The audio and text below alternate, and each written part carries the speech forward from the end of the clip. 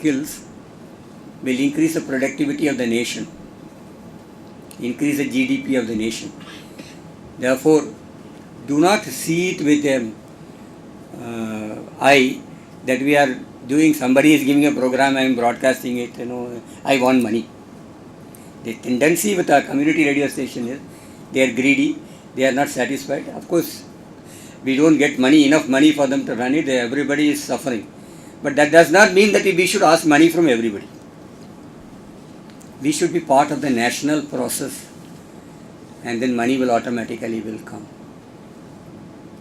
If I become a friend with, if you are becoming one of the whole family of NIOS family, by whatever way we can help them, they will also help us in whatever way, including financially later. So let us concentrate that we are going to be part of the mandate to make education to all with the area, and what else we can do. And by joining hands with the National Open School, we want to have a brainstorming session. At the end of the session, we will give some recommendations, and I think Jana Sahib will agree, and then within a short time we will get the decision implemented, whatever we are going to say. I don't want to preempt what Jana Sahib is going to say, or our great friend Dr. Kandarpa Das, who is now sitting on the other side, because he is the link.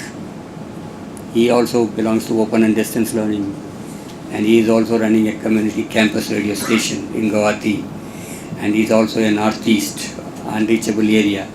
So he will be able to bring a bridge between National Open School and the community radio.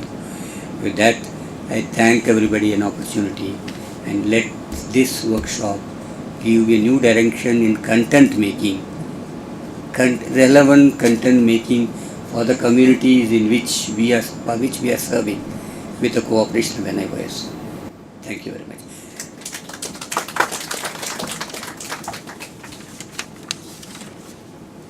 Thank you so much, sir. You are absolutely correct when you said that the mission of National Institute of Open Schooling is to reach out and reach all.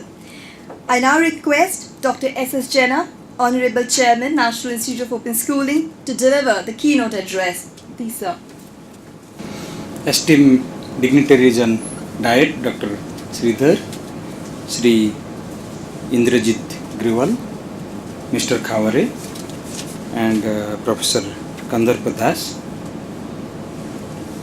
the CEOs of the community radio station and their representative, and my colleagues from NIS, ladies and gentlemen. In fact, we are trying to create a history, as Dr. Sridhar said, that how to integrate learning with media, how media could be used effectively for facilitating learning. And our effort has been to ensure that as much as possible we should reach to the learners in a more suitable manner which facilitate them for learning. As you must have seen in the song, that we have tried to depict those target groups mostly for whom we have been working silently since last 25 years. This is our Silver Jubilee year of foundation, and we feel that it is time we must introspect ourselves and see that how far we have progressed and where we are supposed to go. On this context, we thought that we must have partnership. Today's slogan is partnership, collaborations. A single institution cannot achieve its own vision and mission if it doesn't partner with any of the organizations. In that sense, we thought that we will invite selected community radio functionaries and ensure that we also do develop some kind of action plan to ensure that the children, those for whom they have been serving for years, in fact, they should be further facilitated. In fact, when we thought of developing this particular program, I must thank Dr. Sridhar, the media expert. He has spent his whole life on media, and today even he is committed. And if the community radio station movement has taken a shape in this country, it is his unstinted support and involvement in the policy development with the Information and Broadcasting Ministry. That's how things have taken such a shape. Due credit goes to him. Of course, I know our friend Professor Kandarpa Das. I have been knowing him since quite some time.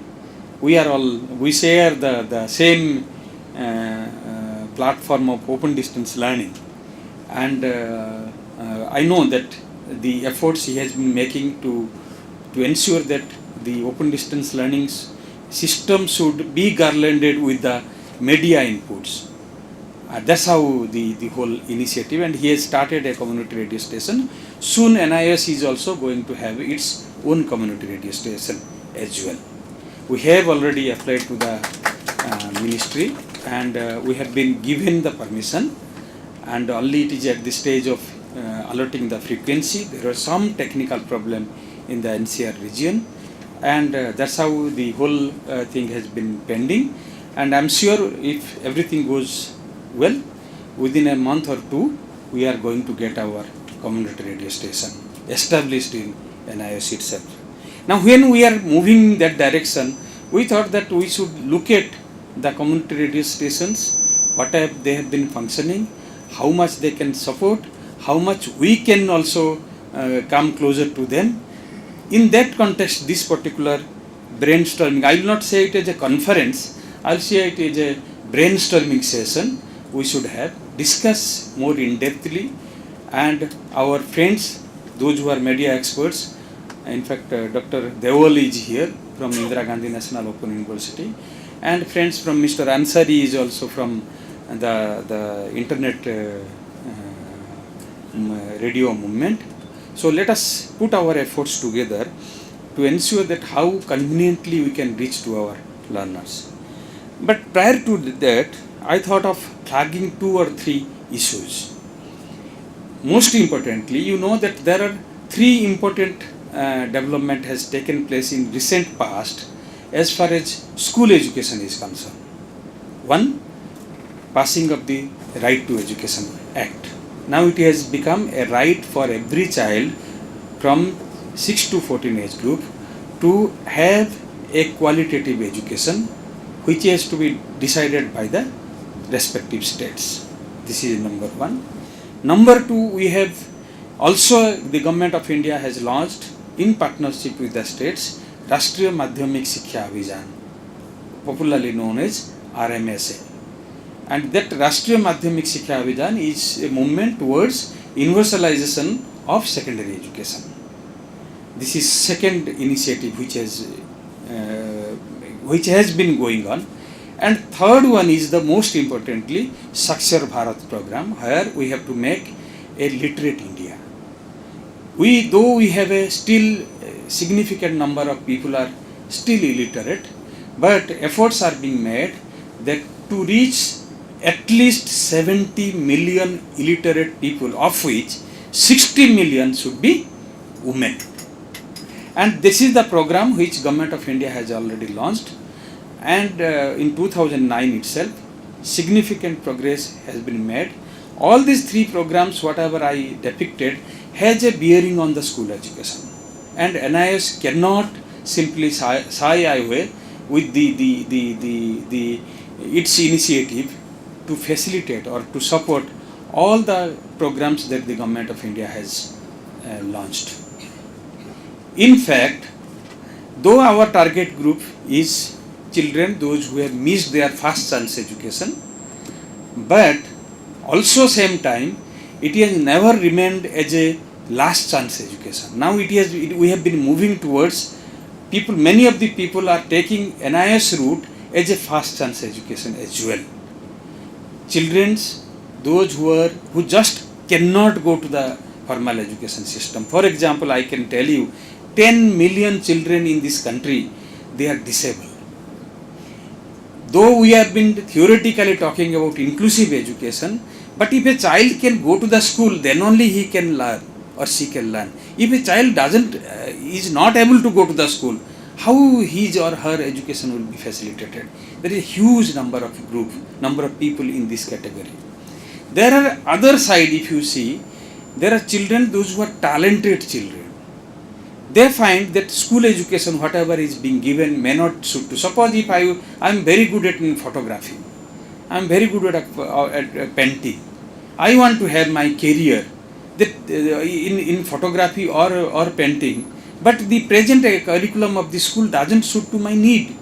Then where should I go?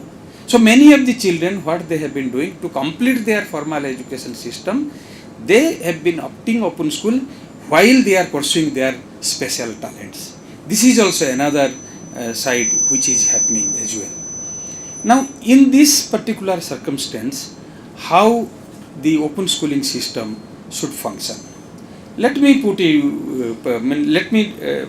bring to your kind attention that National Institute of Open Schooling, first it started as a small project under CBSE.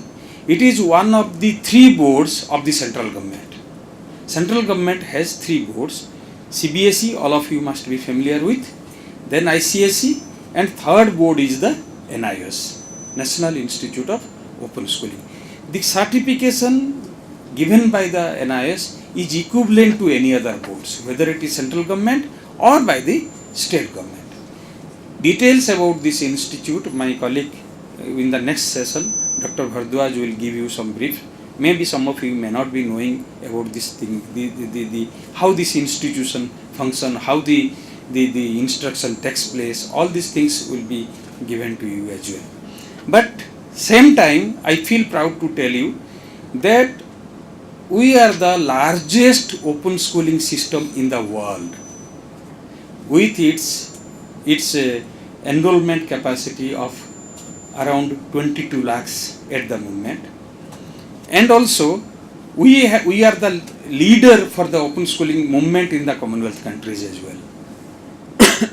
When I am saying this one, many of the practices that we have been following here is being adopted by many of the Commonwealth countries as well. Be it our nearby countries, Sri Lanka, Bangladesh, Pakistan, or even many of the African countries, or even the countries those which are even developed countries as well. Some of the developed countries as well, they found that this model of learning is also suitable to the needs of the learner. Now the flexibility that given for learning what you want to learn, what we have been doing, our slogan has been, we would like to offer you to learn what you want to learn. Rather, it is a more institutional driven learning facilities. This is what is the basic slogan that we have been giving. Now, keeping all these things, though our major target group is class 10th and class 12th student, we have many vocational courses as well, more than 100 vocational courses, which is suitably designed to ensure that academic and vocational education move together, so that education is linked with the livelihood. That is the basic objective. Now, if this is what is the basic mission of the institution, now how we should move? Though it is an open distance learning system, always the open distance learning system is considered as to be a second grade education, irrespective of it is school education or higher education system, whatever it may be. Gone are those days that correspondence system of education had given some kind of bad name to this open distance learning system. But formal education system nowadays, they have started adopting the open distance learning principles. You think about our own children. My 14 years age child is much more empowered through the media, through the technology, to learn better way than what he or she gets in the classroom. Let me put it in this way. Many of the learning resources, he is trying to get it or derive it from the internet, from the other sources,